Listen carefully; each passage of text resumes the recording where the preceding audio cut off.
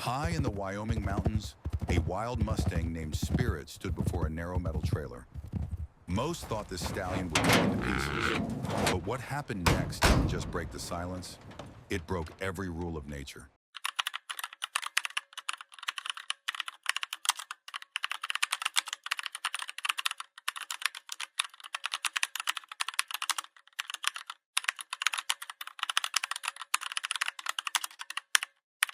The wind was screaming through the pines. Sarah Miller crouched in the tall grass, her heart thumping against her ribs. She wasn't just watching a horse, she was watching a death sentence. A massive mountain lion, a shadow with golden eyes, was perched on a red rock ledge just 10 feet above Spirit. The Mustang was trapped in a narrow ravine, his path blocked by fallen trees. He wasn't alone.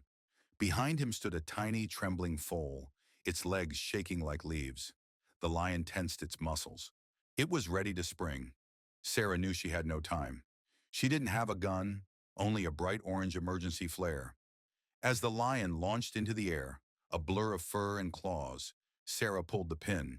The flare erupted in a hiss of blinding light and choking smoke.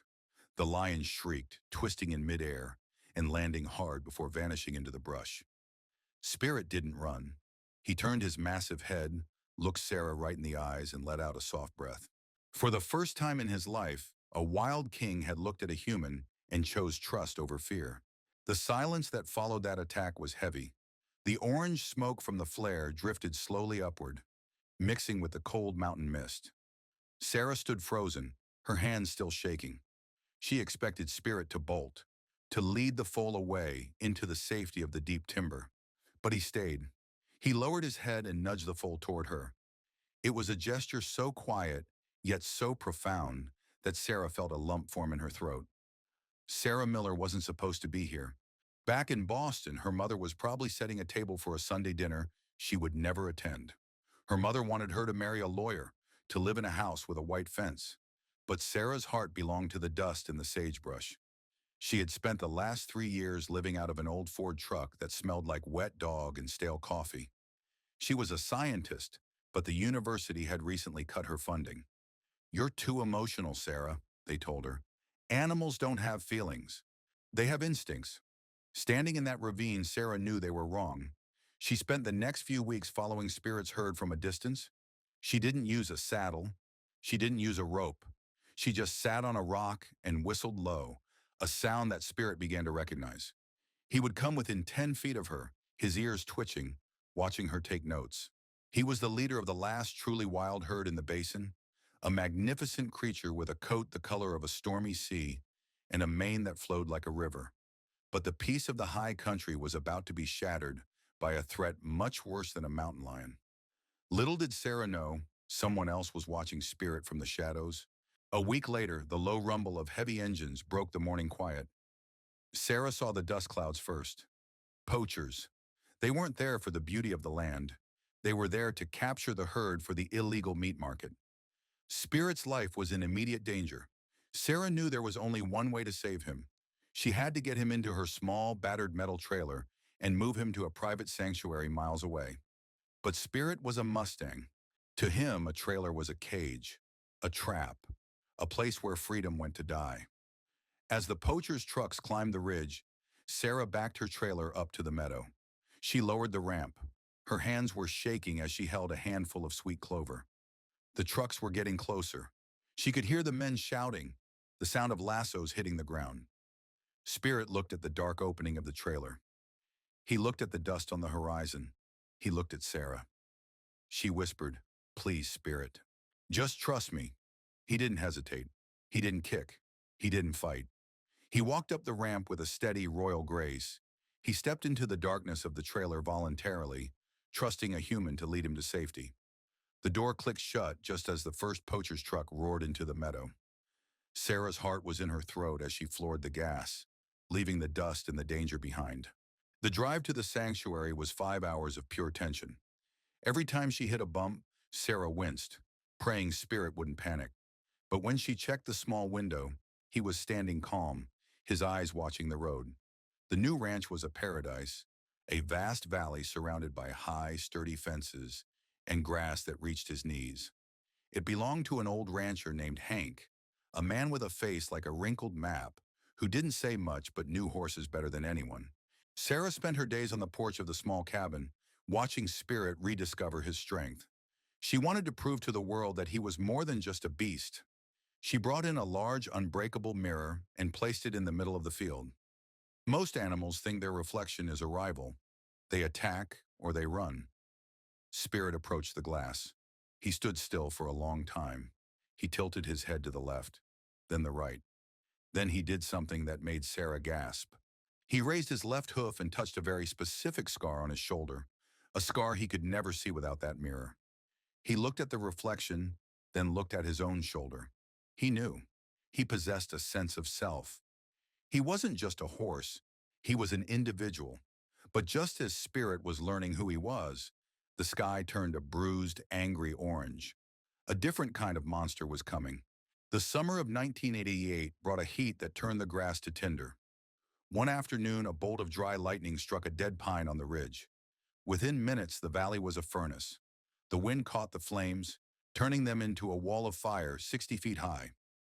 Sarah tried to open the main gates to let Spirit run to the river, but a massive burning branch crashed down, blocking the path. She was trapped in the yard, the air thick with black smoke that burned her lungs. She couldn't see anything.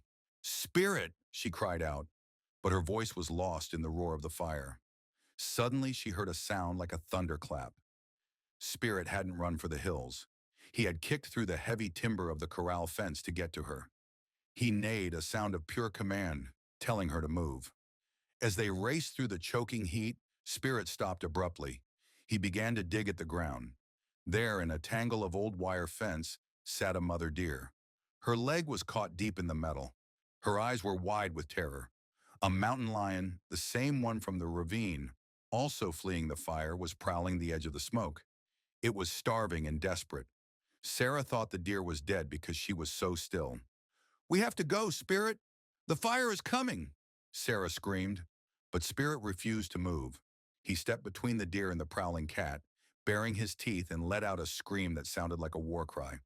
He nudged the mother deer with his nose, a hard, insistent poke. The deer gasped and her chest heaved. She was alive. Sarah grabbed a pair of wire cutters from her belt. The metal was almost too hot to touch. She snipped the wire while Spirit kept the lion at bay. The mother deer scrambled up, and together the horse, the woman, and the deer sprinted through a narrow gap in the flames.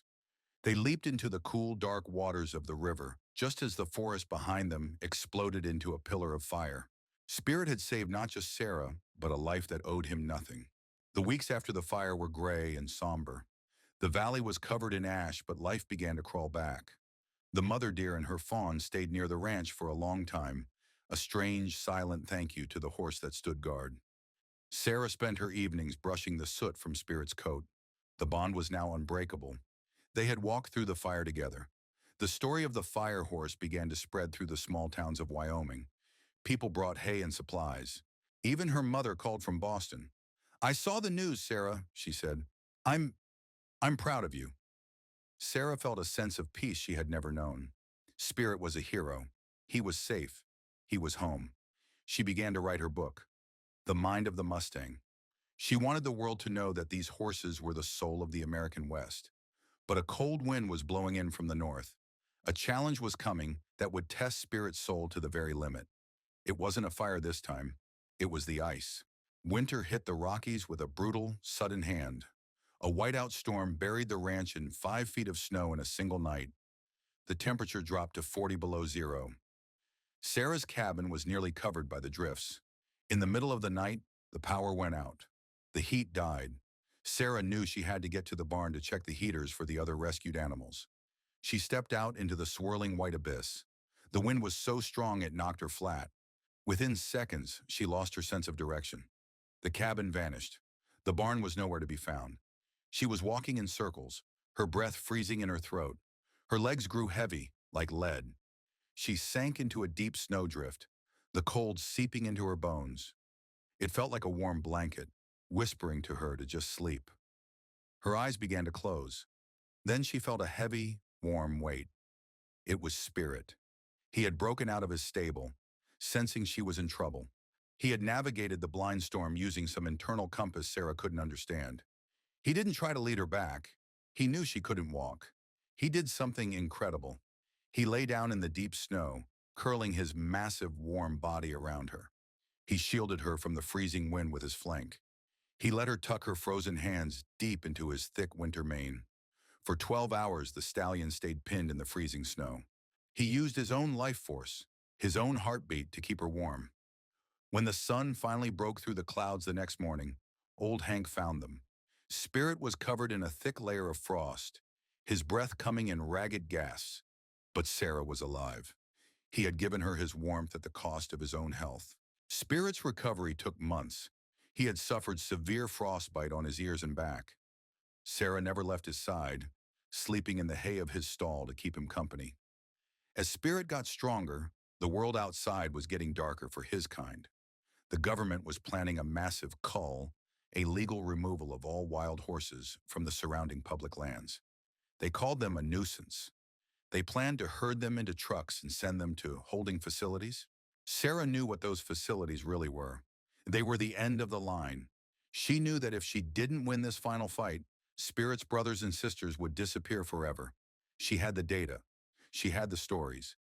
But did she have the power to change the law? The hearing was set for the following week. It was the final stand for the Mustangs. The day of the public hearing arrived in Cheyenne. The hall was filled with angry ranchers and cold-faced officials in suits. They had charts. They had numbers. They argued that the Mustangs were destroying the grazing land for cattle. Sarah stood up. She looked at the head official, a man who looked like he hadn't seen a sunrise in 30 years. Her voice was quiet, but it carried the weight of the mountains. She didn't show them charts. She showed them a video. It was a simple clip from a security camera at the ranch. It showed Spirit, old and scarred, standing by the fence. A young foal from a neighboring ranch had gotten its head stuck in the wooden rails. Spirit didn't panic. He didn't walk away. For 20 minutes, the video showed Spirit using his teeth to gently nudge the wooden rail, inch by inch, with the precision of a surgeon, until the foal could wiggle free. When the foal was out, Spirit licked its face. Then Sarah told them about the fire. She told them about the mother deer. She told them about the night in the snow. She looked at the room and said, "We call them animals because it makes it easier to ignore them. But Spirit didn't ignore me when I was dying. He didn't ignore that deer. If we lose the Mustangs, we lose the heart of our country." The room went silent. You could hear a pin drop. Then an old rancher in the back, a man who had spent 50 years hating wild horses, stood up. He had tears in his eyes. "I've seen it too," he whispered. "They're better than us." The vote was called. In a landslide decision, the cull was canceled. The Mustang herds were granted permanent protection on the Wyoming range. It was a victory for every wild heart that ever beat. The crowd erupted in cheers and Sarah collapsed into her chair, sobbing with relief. A few days later, Sarah took Spirit back to the ridge where they first met. The air was crisp, smelling of sage and freedom. The mountains were capped with white, looking like the guardians of the world. Sarah opened the back of the trailer. Spirit stepped out and looked at the vast open horizon. He looked back at Sarah one last time. He didn't run away immediately. He walked over, rested his heavy head on her shoulder, and let out a long, satisfied sigh. It was a goodbye, and it was a thank you. Then with a flick of his tail, he trotted toward the sunset. On the crest of the hill, the silhouette of his herd was waiting. They let out a collective neigh that echoed through the canyons. Sarah watched him until he was just a speck against the gold and purple sky.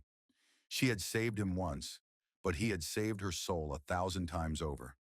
If this story moved you, there are so many more incredible animals waiting to tell their tales. We believe that every life has a story worth hearing. Click the next video to see a rescue that will restore your faith in the bond between us and the natural world.